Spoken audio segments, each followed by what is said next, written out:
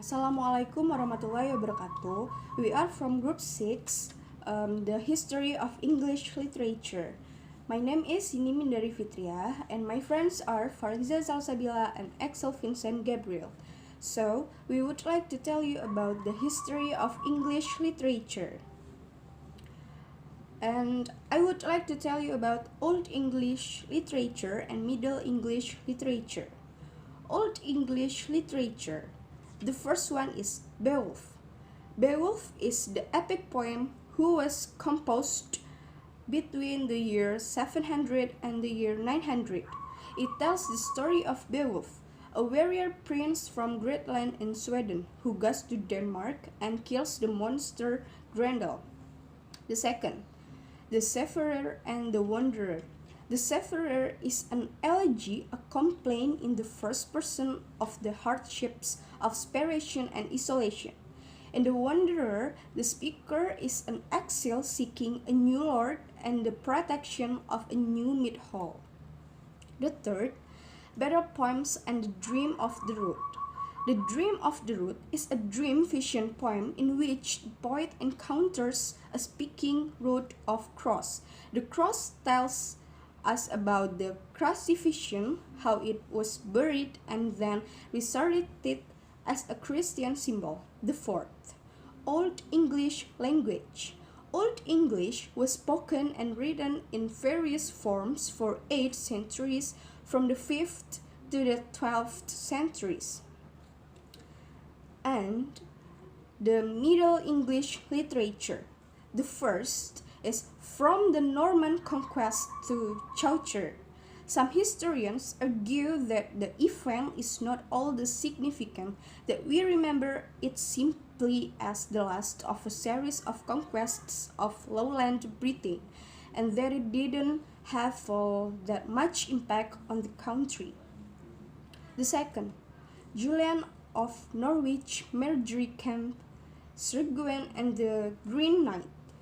The evolution of something new is most apparent in some of the developments in the religious writing in Middle English literature. The third, Geoffrey Chaucer, William Dunbar, and Robert Henryson. Devin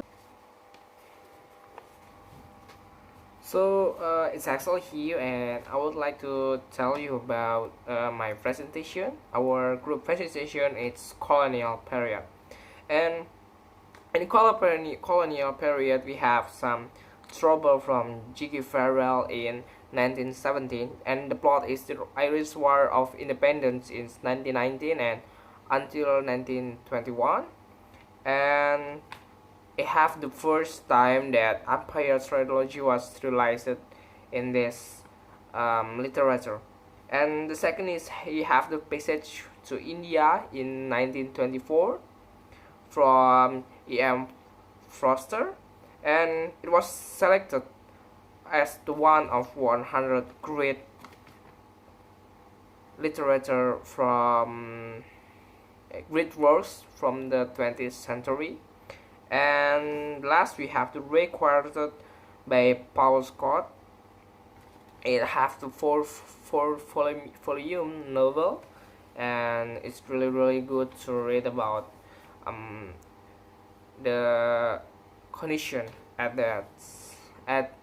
that moment.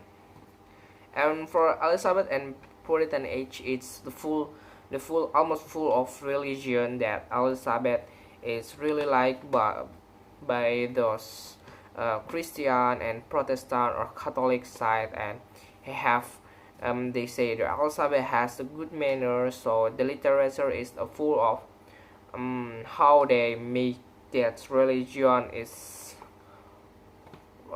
to the Europe itself, and they want to make the people being a Catholic or Christian, so they use so many literature and make the religion in it.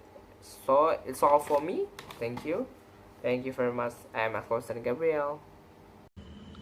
My name is Faliza Salsabila, and I will tell you about Renaissance and Modernism. First, I will tell you about Renaissance.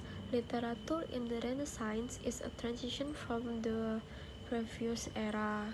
It is creating a new intellectual and aesthetic culture that is so different from the Middle Ages. The rise of classical literature, which made literature develop more.